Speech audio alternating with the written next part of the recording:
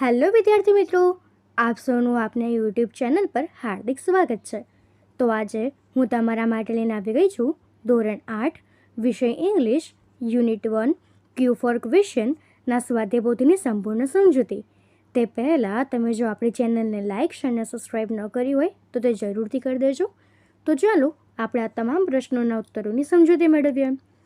તો અહીં આપણો પહેલો પ્રશ્ન છે, read the following paragraphs from the lesson. અહીં નીચે આપેલા પાઠના પરિચ્છેદ વાંચવાના છે. તો અહીં આપણને પહેલો પેરેગ્રાફ આપ્યો છે, તો એના પરથી ક્વેશ્ચન છે કે આન્સર ધ ફોલોઈંગ ક્વેશ્ચન્સ, અને નીચે આપેલા પ્રશ્નોના ઉત્તર લખવાના છે. તો એનો આપણો પહેલો ક્વેશ્ચન છે, who is the host of the contest? તો એ થશે mister Parmar, the English teacher is the host of the contest. Second question છે, what is the name of Vikas school? તેનો આન્સર થશે the name of Vikas school is Smit Vidyalaya. Third question, who is mister bright? What does he do? Answer, mister bright is mister Parmar's laptop and he acts as the scorer of the competition. Fourth question છે, what is the name of the contest? Answer, the name of the contest is the smart students of the school contest. Fifth question છે, who is the expert for the contest? Answer, Mr. Sharma, the principal, is the expert for the contest. How many contestants are there? તો એનો answer થશે there are 9 contestants in the contest. તો હવે એના પછીનો question છે, answer the questions selecting the correct option and write A, B, C or D in box. તો સાચો વિકલ્પ પસંદ કરીને પ્રશ્નોના ઉત્તરનો ક્રમ અક્ષર બોક્સમાં લખવાનો છે. તો આપણો પહેલો ક્વેશ્ચન છે, હુ વેલકમ્સ એવરીવન? તેનો આન્સર થશે option B Vikas. Who is the host? Option A mister Parmar. Who is the expert? Option D mister Sharma. Who is the scorer? તો એ થશે option C mister bright. What is mister Sharma? તો એ થશે option D principal. એના પછી sixth છે, annual means?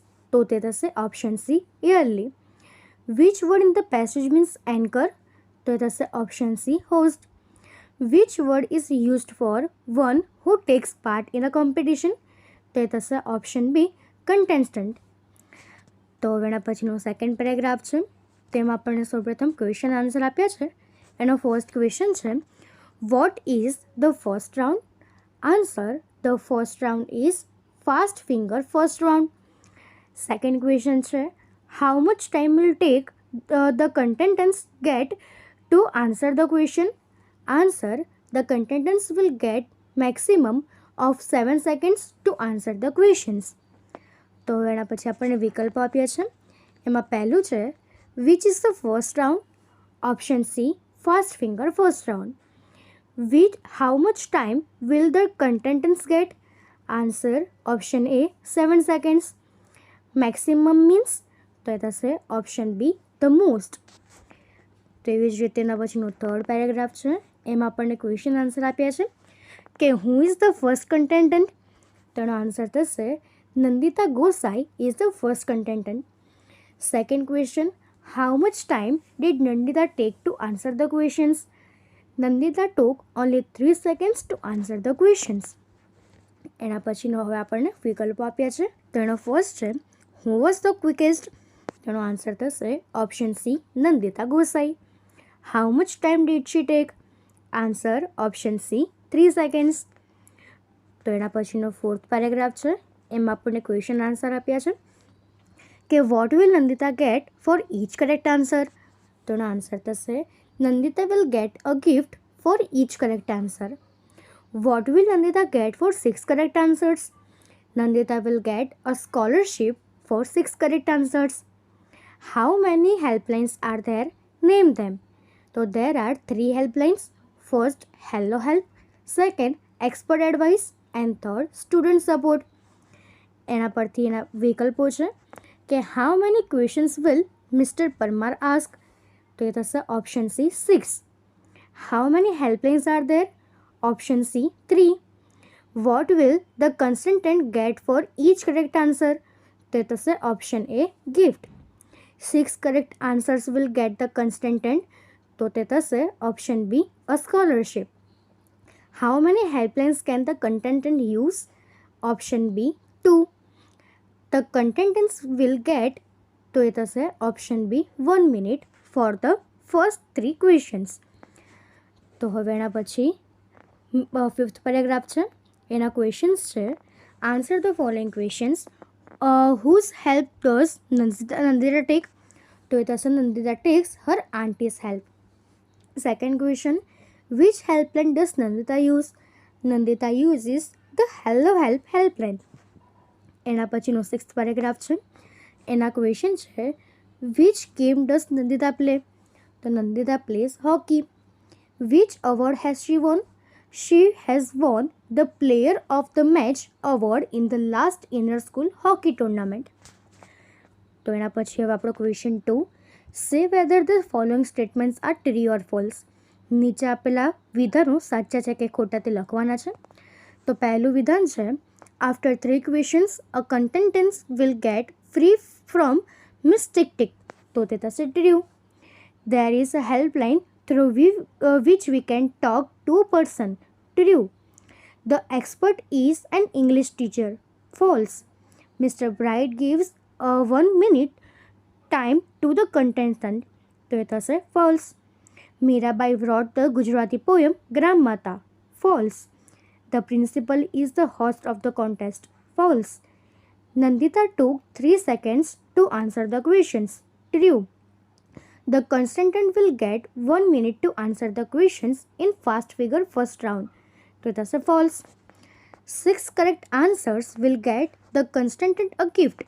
તો એ થશે false. અને there are 4 helplines. તો એ થશે false.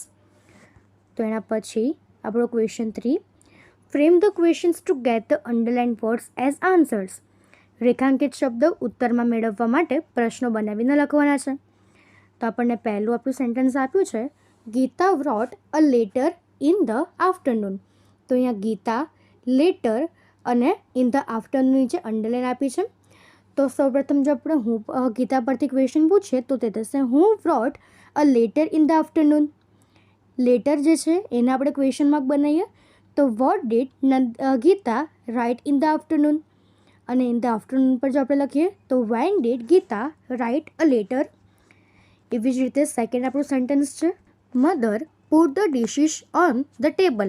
તો અહીંયા આપણને mother, the dishes and on the table નીચે અંડરલાઇન આપી છે. તો સૌપ્રથમ જો આપણે હું પરથી ક્વેશ્ચન પૂછીએ તો તે થશે હું put the dishes on the table. ત્યારબાદ જો ડિશિસ પરથી ક્વેશ્ચન પૂછે તો what does mother put on the table. અને ઓન ધ ટેબલ પરથી ક્વેશ્ચન પૂછે તો where did mother put the dishes. એના પછીનો થર્ડ આપણું છે કે Gandhiji was Born on 2 October in Porbandar. તો સૌપ્રથમ ગાંધીજી પરથી ક્વેશ્ચન થશે who was Born on 2 October in Porbandar. એના પછી 2 ઓક્ટોબર પર ક્વેશ્ચન થશે કે when was Gandhiji born in Porbandar. અને પોરબંદર પરથી ક્વેશ્ચન થશે where was Gandhiji born on 2 October. તો એના પછીનો આપણું 4th સેન્ટેન્સ છે Ajay brought 3 kites in the morning. તો અહીંયા અજય 3 અને ઇન ધ મોર્નિંગ પર અંડરલાઇન આપી છે. તો હું bought 3 kites in the morning. How many kites did Ajay buy in the morning. અને what did Ajay buy in the morning. અને when did Ajay buy 3 kites. એના પછીનું 5th છે કે Haresh took his friend to his village last week. તો આપણા question થશે who took his friend to his village last week. whom did Harsh take to his visit last week. અને when did Harsh take his friend to his village.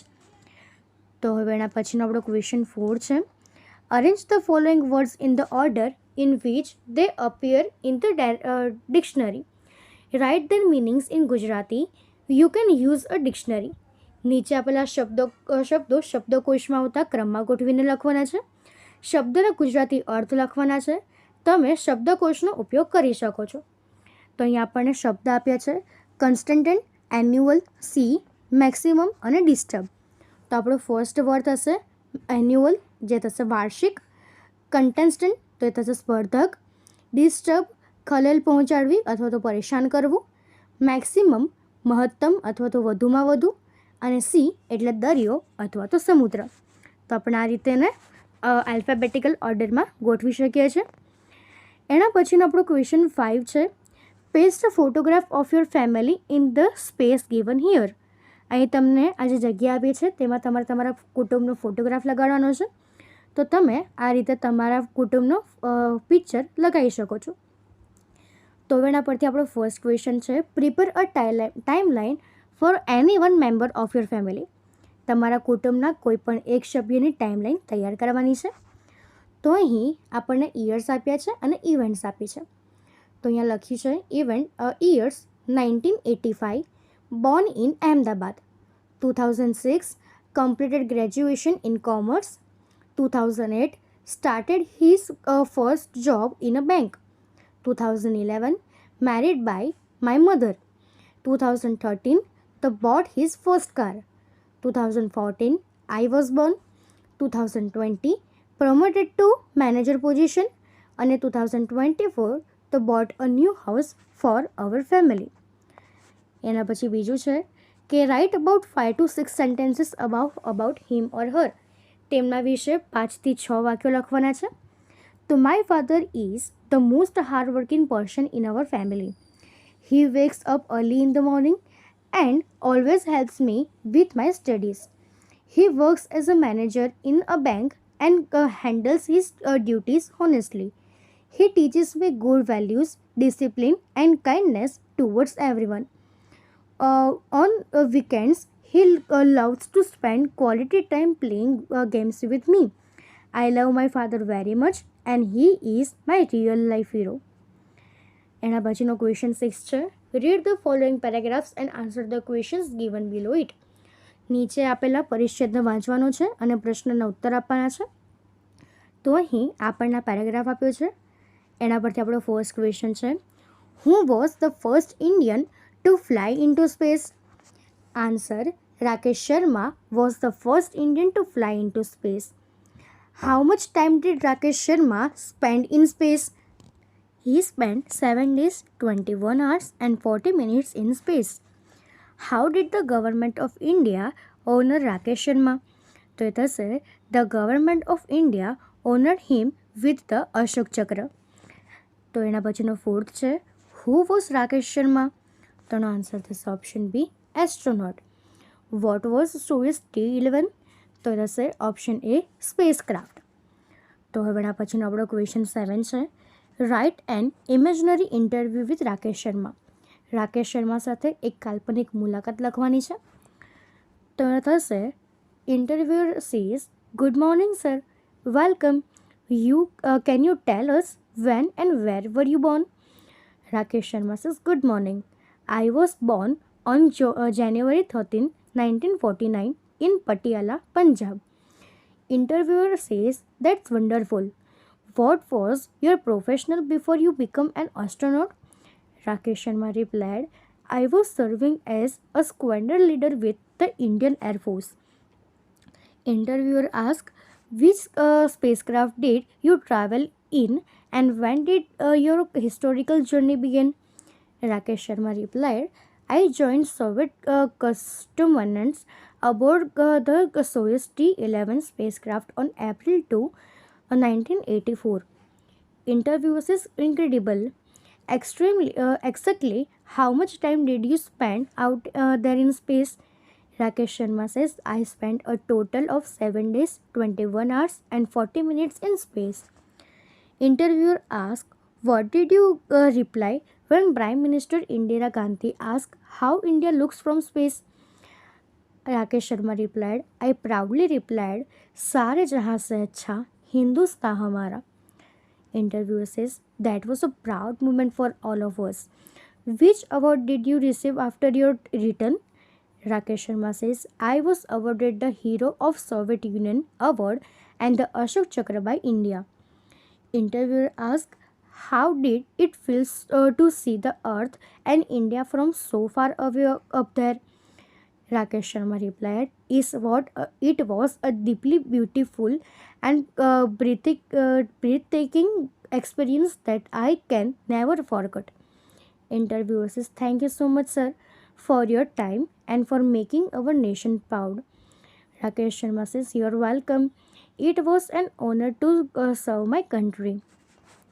તો હવે એના પછીનો 8th question છે, answer the question selecting the correct option and write A, B, C or D in box. સાચા વિકલ્પ પસંદ કરીને પ્રશ્નોના ઉત્તરનો ક્રમ અક્ષર બોક્સમાં લખવાનો છે. હુ હેઝ રિટન સોરઠ તારા વહેતા પાણી? તો એ થશે ઓપ્શન એ ઝવેરચંદ મેઘાની. Which is the biggest river in Gujarat? Option D Narmada. Where in Gujarat is the first of the 12 jyotirlinga? Option B Somnath. What is ગાંધીજી's residence in Porbandar known as? Option A Kirti મંદિર.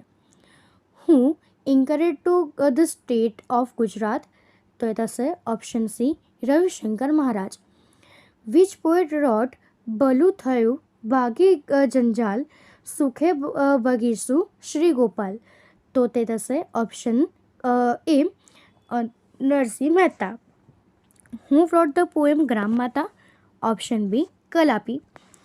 Name the person who was known as મુચ્છલીમા? તો એ થશે option એ ગીજુબાઈ બરેકા. તો હવે એના પછીનો આપણો ક્વેશ્ચન 9 છે, write a paragraph on my school using the points given. આપેલા મુદ્દાઓનો ઉપયોગ કરીને માય સ્કૂલ પર એક પરિચ્છેદ લખવાનો છે. તો અહીં મેં લખ્યું છે, my school. The name of my school is Smit Vidyalaya. It is a very big and beautiful school building with 3 floors. There are many spacious classrooms in my school, which are big, clean and airy. All the teachers are very kind, helpful and teach us with great care.